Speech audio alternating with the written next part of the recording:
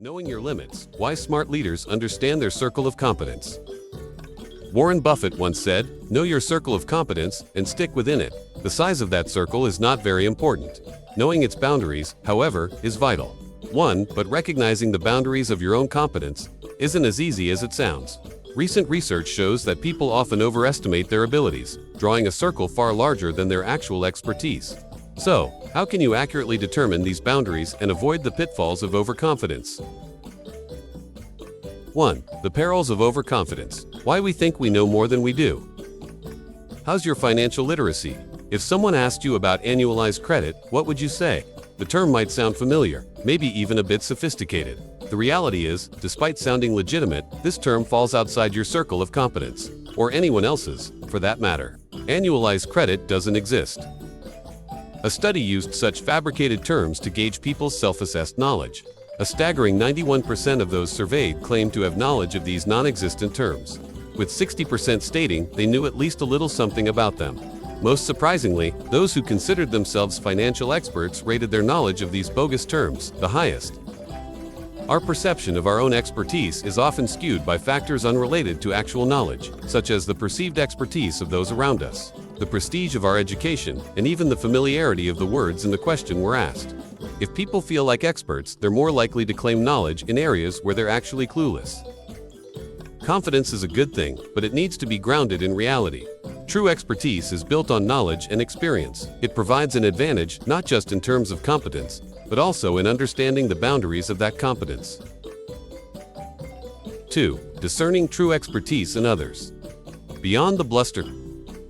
No one can be an expert at everything, and effective leaders understand this. When you reach the limits of your own knowledge, the ability to identify and leverage the expertise of others becomes crucial.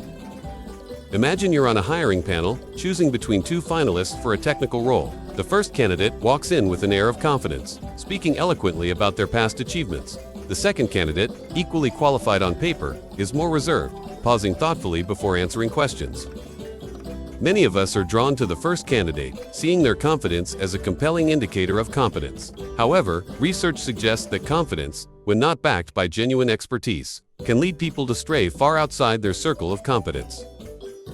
Therefore, it's vital to focus on what people have done rather than what they say. The first candidate's smooth talk might overshadow their less relevant experience. Meanwhile, the quieter candidate might possess past achievements that are a better predictor of success in the role. As Andrew Carnegie wisely put it, "As I grow older, I pay less attention to what men say. I just watch what they do."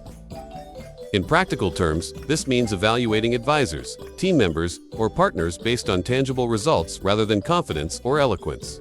Past performance is often a prologue to future performance. In management, where decisions are often made in high-stakes, complex, and uncertain situations, overestimating your abilities can lead to costly mistakes. A word of advice: be wary of relying on confidence, even your own. Instead, test yourself and others to uncover genuine expertise. Track the data of a proven track record or ask detailed questions that require in-depth explanations.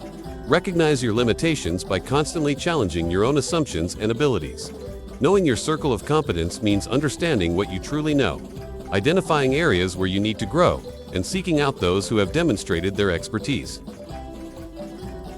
Knowing your limits is a strength, not a weakness. Understanding your circle of competence isn't about limiting yourself. It's about empowering yourself to make better decisions, collaborate more effectively, and achieve greater success. It's about recognizing that true expertise comes not just from what you know, but from knowing what you don't know. By embracing these principles, you can make better decisions, avoid costly mistakes by recognizing when you need to seek expert advice, build stronger teams, surround yourself with people whose expertise complements your own, foster continuous learning, identify areas where you need to grow and develop your skills. Lead with confidence. True confidence comes from a realistic assessment of your strengths and weaknesses. In the words of Warren Buffett, know your circle of competence.